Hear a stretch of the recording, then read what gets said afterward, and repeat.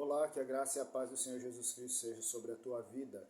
Hoje nós vamos falar um pouquinho sobre falsas desculpas ou desculpas esfarrapadas, né? Que a gente ouve com frequência. Mas antes disso, vamos ler o texto de Lucas, capítulo 9, a partir do versículo 57. Diz assim: Enquanto seguiam pelo caminho, alguém disse a Jesus: Vou segui-lo para onde quer que o Senhor for. Mas Jesus lhe respondeu: As raposas têm as suas tocas e as aves do céu têm os seus ninhos, mas o Filho do homem não tem onde reclinar a cabeça. A outro Jesus disse: Siga-me. Mas ele respondeu: Senhor, deixe-me ir primeiro sepultar o meu pai. Mas Jesus insistiu: Deixe que os mortos sepultem os seus mortos. Você, porém, vai e anuncie o reino de Deus. Outro lhe disse: Senhor, quero segui-lo, mas permita que antes disso eu me despeça das pessoas da minha casa. Mas Jesus lhe respondeu: Ninguém que põe a mão no arado e olha para trás é apto para o reino de Deus. Amém? Eu gostaria de falar um pouquinho sobre desculpas, né, ou até mesmo arranjos que foram dados ao longo dos tempos aí, para que as pessoas não assumam um compromisso com Jesus, para que elas não assumam uma vida na presença de Deus. Muitos usam desculpas esfarrapadas, literalmente, para não abandonar o pecado, não abandonar o mundo, para não mudar de vida, né? E em relação à salvação não é diferente. Tem muitas pessoas que preferem acreditar em falsas desculpas ou coisas que não tem nada a ver com o que a Bíblia ensina para poder se apegar de forma mais fácil, né, a essa questão da salvação, sem ter nenhuma renúncia, sem ter nenhuma dificuldade ou até mesmo para ser algo mais viável de acordo com aquilo que a pessoa quer para ela, né? E aí eu gostaria de falar sobre alguns desses arranjos, né, algumas dessas desculpas ou até mesmo falsas ideias que as pessoas se apegam para justificar ou para não assumir de fato um compromisso com Deus, um compromisso com Jesus. Amém? Então a primeira desculpa que as pessoas usam, geralmente, eu ouço falar muito, Deus é amor e por isso ele não condena ninguém. Essa é uma desculpa muito comum, né, para as pessoas quando elas são questionadas ou evangelizadas e nós falamos a respeito da justiça de Deus, de arrependimento, de pecado, e aí muitos dizem: não, mas Deus é amor, ele não vai condenar ninguém não. Mas o que é que a Bíblia diz? O que é que a Bíblia diz?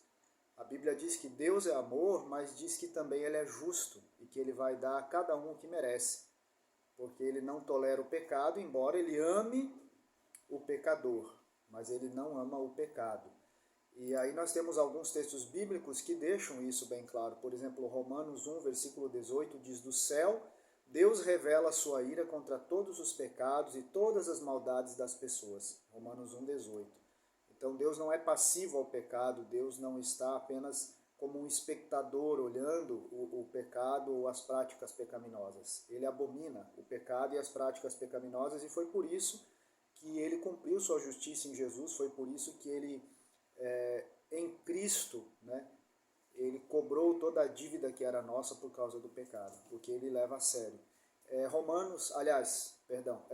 Coríntios capítulo 5, versículo 10, diz assim: Porque todos nós temos de nos apresentar diante de Cristo para sermos julgados por ele, e cada um vai receber o que merece. Então essa conversa de que Deus ama e por isso não vai condenar não cola com o ensinamento bíblico. A Bíblia é bem clara que Deus ele não se agrada do pecado, ele vai julgar todos, né? E fala aqui que nós teremos de comparecer diante do tribunal de Cristo. E lá em 2 Tessalonicenses 1, versículo 6 ao 10, diz assim: Deus fará o que é justo. Ele trará sofrimento para aqueles que fazem com que vocês sofram e dará descanso a vocês e também a nós que sofremos. Ele fará isso quando o Senhor Jesus vier do céu e aparecer junto com os seus anjos poderosos, no meio de chamas de fogo, para castigar os que rejeitam a Deus e não obedecem ao Evangelho do nosso Senhor Jesus. Eles serão castigados com a destruição eterna e ficarão longe da presença do Senhor e do seu glorioso poder. É algo triste quando nós lemos um texto assim, mas é verdade. Deus nos dá a oportunidade de termos os nossos pecados perdoados por meio de Jesus. Não existe outra forma. Essa história, Deus ama, então eu posso continuar do jeito que eu estou? Não. O fato de Jesus ter morrido na cruz, Deus ter enviado Jesus, foi exatamente para que nós abandonemos o pecado, nos arrependêssemos, né, dos nossos pecados e tivéssemos uma vida nova. Então Deus vai julgar sim o mundo, Deus vai julgar sim as pessoas. Ele ama, e justamente por ele amar, ele enviou Jesus para que o julgamento não chegue sobre a tua vida. Mas somente em Jesus não há julgamento. É como diz lá em Romanos 8, versículo 1, já não há condenação para aqueles que estão em Cristo Jesus. Então a sua única alternativa é Jesus. Não se apega a essa ideia falsa, Deus é amor e por isso ele não vai condenar ninguém. Vai sim. A justiça de Deus, ela foi cumprida em Jesus para aqueles que o recebem como Senhor e Salvador. Mas aqueles que o rejeitam, eles serão julgados pelos seus pecados, sim. Segunda desculpa, segunda proposição que as pessoas costumam se apegar, né? Eu sou tão bom quanto as outras pessoas, eu tenho um bom coração. Muitas pessoas se acham boas, por incrível que pareça, muitas pessoas acham que são merecedoras do céu porque elas são boas, né? Alguns acreditam, eu não bebo, não fumo, não mato, então tá tranquilo. Só que o fato é que a Bíblia não vê dessa forma. O que é que a Bíblia nos diz a respeito disso? Não existe ninguém bom. Só Jesus é perfeito, foi perfeito e é bom perfeitamente. Mas ninguém, fora Jesus, consegue alcançar esse nível. Para você se justificar diante de Deus sendo uma pessoa boa, você teria de ser perfeito. E não existe ser humano na face da terra, nascido de mulher e de homem, que assuma tal posição, tal postura sem pecado, exceto Jesus, que foi gerado em Maria, né, ainda quando é virgem, e ele foi concebido por obra do Espírito Santo, então foi gerado sem o pecado. Mas todos os demais, nós não fugimos dessa exceção. Então não existe uma pessoa que preencha o requisito. Jeremias 17, versículo 9 diz, quem pode entender o coração humano? Não há nada que engane tanto como ele, está doente demais para ser curado. E lá em Lucas 18, 19, quando Jesus conversa com aquele jovem rico, né, ele diz para ele, olha, só Deus é bom e mais ninguém.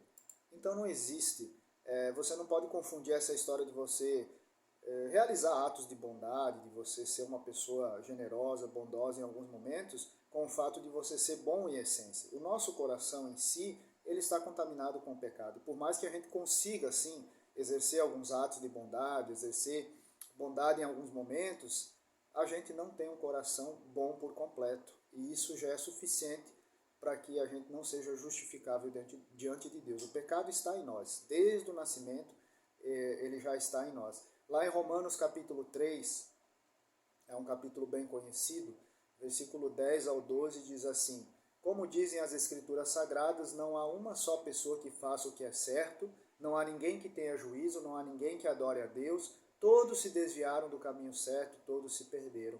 Não há mais ninguém que faça o bem, não há ninguém mesmo. E no versículo 23, aí ele diz, todos pecaram e estão afastados da presença gloriosa de Deus. Ou seja, não há um ser humano na face da terra que não tenha pecado. Não há. E como diz lá em 1 João capítulo 1, versículo 8, né, que aquele que diz que não tem pecado, ele é mentiroso.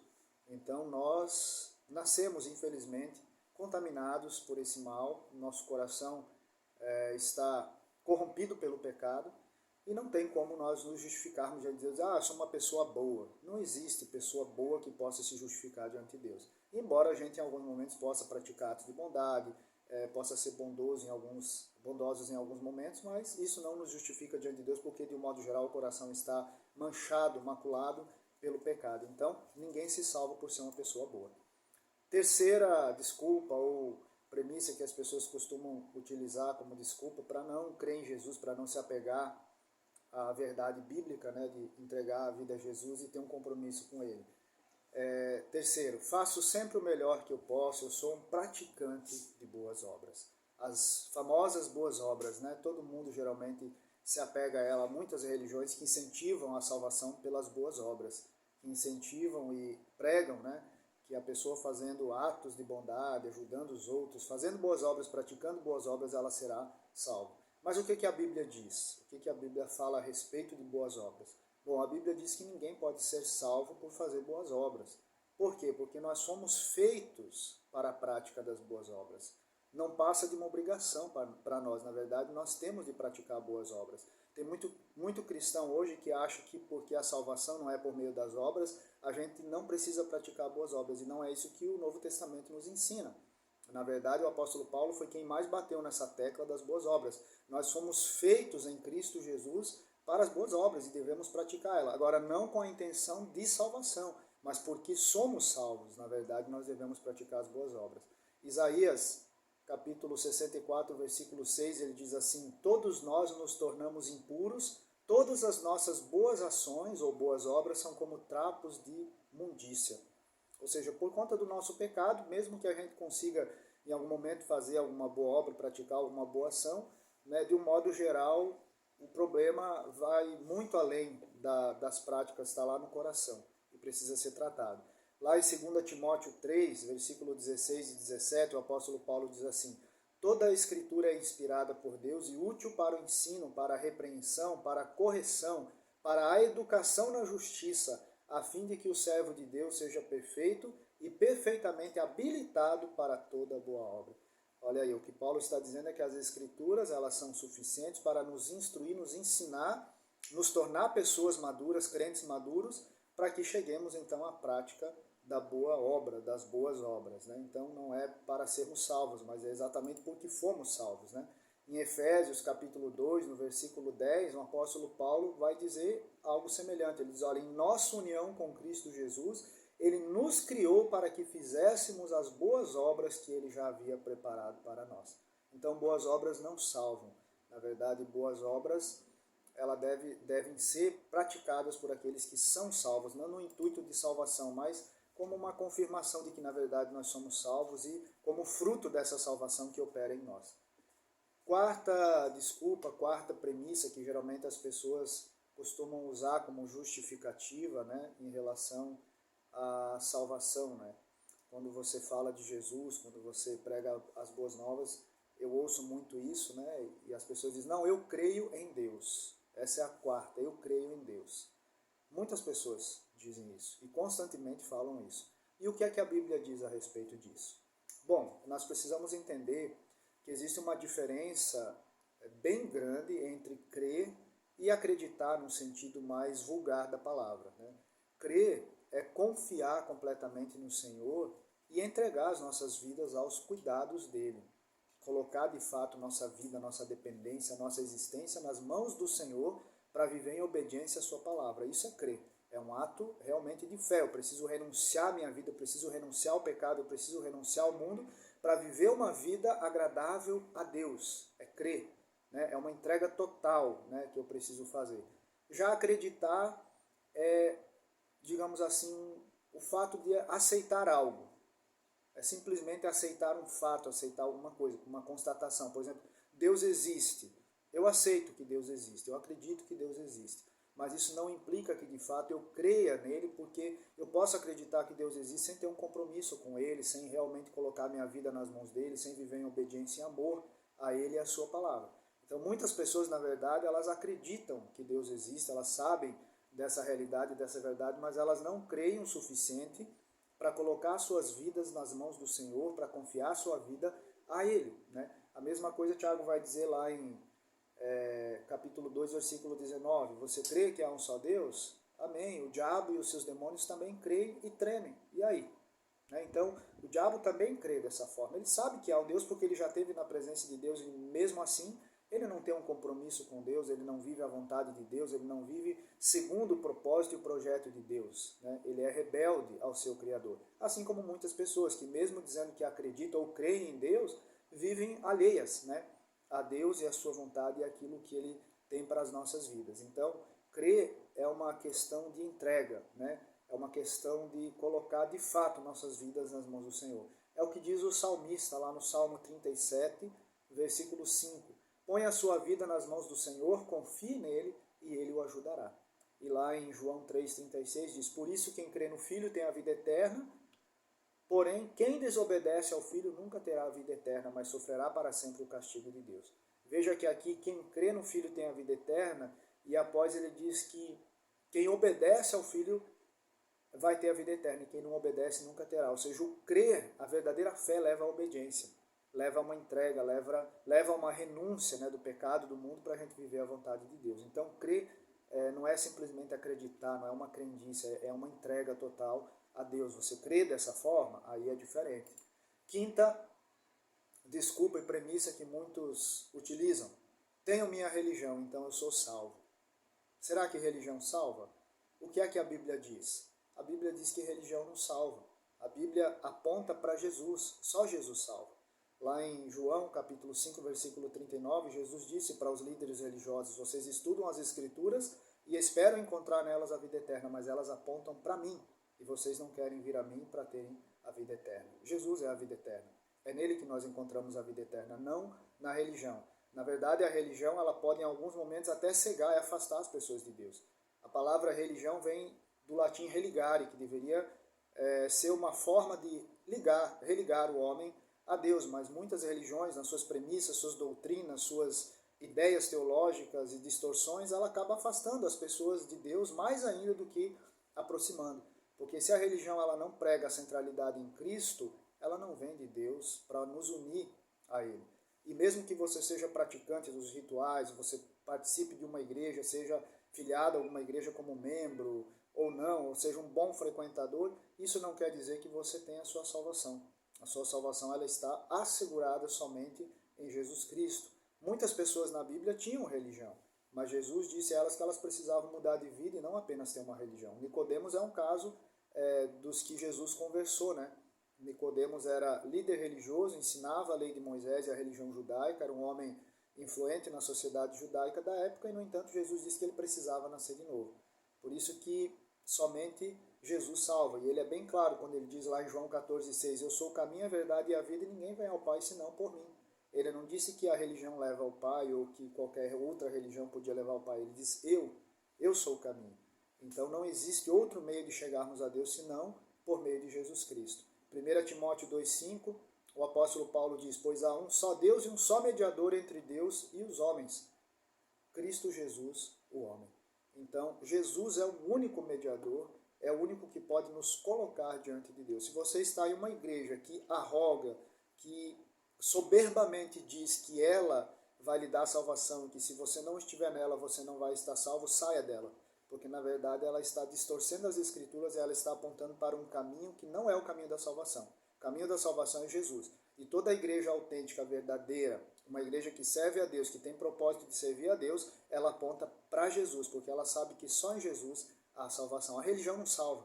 A religião não salva. Jesus é quem salva. A religião ela é um instrumento, quando ela serve a Deus e está dentro dos propósitos de Deus, ela é um instrumento de Deus para abençoar a vida das pessoas. Mas se ela não está dentro do propósito de Deus, vivendo de acordo com a palavra do Senhor, ela vai, na verdade, conduzir a pessoa a um caminho de perdição. Sexto, desculpa que geralmente é usada, né, pelas pessoas para não assumirem um compromisso com Jesus, a não entregarem sua vida a Jesus, é que existe um jargão popular, né? Todos somos filhos de Deus. Então nós estamos salvos. Se subentende essa ideia, né? Quando diz, não, todos somos filhos de Deus. Mas o que é que a Bíblia diz em relação a isso? A Bíblia não diz que todos somos filhos de Deus. A Bíblia diz que todos somos criaturas de Deus. Mas nos tornamos filhos de Deus a partir do momento que cremos em Jesus verdadeiramente, entregamos nossa vida a Ele, passamos pelo novo nascimento que nos traz a regeneração, a vivificação do nosso espírito, que une o nosso espírito ao Espírito de Deus, que nos liga ao Criador. Aí sim, por adoção, por meio de adoção, nós nos tornamos filhos de Deus. Ele nos dá o privilégio de fazermos parte dessa família espiritual. Lá em João capítulo 1, versículo 12, é isso que o evangelista vai dizer: mas a todos quantos o receberam, deu-lhes o poder de serem feitos filhos de Deus, a saber, aos que creem no seu nome. Então, filho de Deus é aquele que crê no nome de Jesus, aquele que assume um compromisso, faz uma aliança, entrega a sua vida, passa pelo novo nascimento, né, se torna uma nova pessoa. Então ele é aceito como um filho do Pai Celestial por meio da adoção. Nós somos filhos adotivos que passamos a fazer parte, por causa do que Jesus fez na cruz, nós passamos a fazer parte dessa família maravilhosa que é a família de Deus. Lá em Gálatas 3:23, Paulo também vai dizer o seguinte: pois todos vocês são filhos de Deus mediante a fé em Cristo Jesus. E como eu já frisei anteriormente, fé é compromisso, é entrega, é renúncia, é você realmente colocar sua vida aos cuidados de Deus, é você realmente assumir um compromisso com Jesus e passar pelo novo nascimento, por essa transformação maravilhosa que Deus opera por meio do seu Espírito Santo e quer operar na vida das pessoas. Amém? Uma última desculpa, eu sei que já foi um bocado aí, né? 6 até agora, nós já estamos na 7ª, poderia ter resumido, mas é porque são questões interessantes para a gente trabalhar e vale a pena a gente ver cada uma delas, né? Então a última aí que eu coloquei aqui, que geralmente é usado pelas pessoas, é a questão do universalismo, né? Todos fomos salvos porque Jesus morreu por todos, né? E é chamada essa ideia, essa doutrina de universalismo. Como Jesus morreu na cruz, todos estão salvos, no final todos serão salvos. Mas o que é que a Bíblia diz a respeito disso? Bom, a Bíblia diz que só é salvo quem crê em Jesus. A fé é a chave de acesso para a salvação por meio da graça, né? Então a salvação é a graça de Deus sendo derramada ao ser humano e ele tem acesso a essa salvação quando ele abre seu coração por meio da fé, entrega-se, né, completamente a essa aliança com o Senhor. Então uma pessoa ela precisa crer, ela precisa entregar a sua vida completamente a Deus, fazer uma aliança com Ele, para que possa usufruir essa bênção da salvação. Não basta simplesmente viver nesse mundo e Jesus morreu, então agora está todo mundo salvo, beleza. Isso é universalismo e não é o que a Bíblia ensina. Marcos 16,16 diz assim: quem crer e for batizado será salvo, quem porém não crer será condenado. Então a fé é a chave. João 3,16, muito conhecido, né? O versículo bíblico que diz: porque Deus amou o mundo de tal maneira que deu seu Filho unigênito, para que todo aquele que nele crê não pereça, mas tenha a vida eterna. Veja que para todo que nele crê não pereça, mas tenha a vida eterna. Então, a chave para a salvação é a fé. Você precisa confiar, você precisa entregar, você precisa ter fé, precisa abrir o coração, precisa se arrepender dos seus pecados, abrir sua vida para Cristo transformar você em uma nova pessoa, uma nova criatura, precisa assumir uma aliança eterna com o Senhor. Então essas são algumas das desculpas que eu trouxe hoje para a gente refletir. Talvez você seja uma pessoa que tenha se apegado a alguma delas ou a todas elas até agora, né? Que existem muitas pessoas que acreditam piamente nessas desculpas aí, acham que são verdades, as quais elas podem se apegar, né? Alguns dizem, eu sou uma pessoa boa, outros dizem, eu pratico boas obras, outros dizem, eu tenho uma religião, outros dizem, não, Jesus morreu por todos, então todos são salvos. Não, eu sou filho de Deus porque eu também existo nesse mundo. E assim por diante, eu também creio em Deus. São várias desculpas, mas a gente viu aqui pela Bíblia que nenhuma delas se sustenta.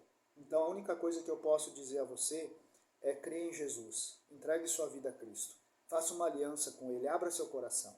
Jesus lá em João capítulo 13, ele fala sobre a importância do novo nascimento. Você precisa nascer de novo. O que é nascer de novo? É abrir seu coração para que Deus entre nele e faça uma transformação geral e total, para que Ele quebre o poder do pecado na sua vida, para que Ele transforme você em uma nova criatura, uma nova pessoa. Então você precisa crer de verdade. Entregue a sua vida a Jesus. Religião não salva, boas obras não salva, ser bom não salva, porque você nunca vai ser bom suficientemente diante do padrão de Deus.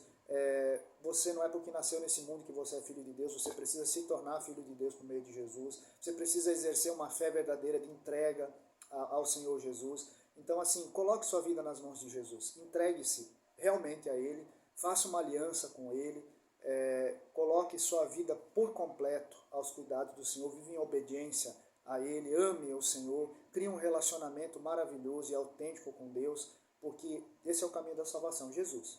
Ele disse, eu sou o caminho, a verdade e a vida, e ninguém vem ao Pai a não ser por mim. Não existe outro meio. Então não acredite em falsas desculpas, não acredite em conversa que vem aí de tradição, de mitos, de ditados populares. Acredite em Jesus, coloque sua vida nas mãos dele, entregue seu coração e sua vida a ele. Então faça isso, faça uma aliança com Jesus e receba a sua salvação, receba a sua filiação, sua adoção como filho de Deus e viva essa vida maravilhosa na presença de Deus. Que Deus nos abençoe, que Deus abençoe sua vida e até o nosso próximo encontro.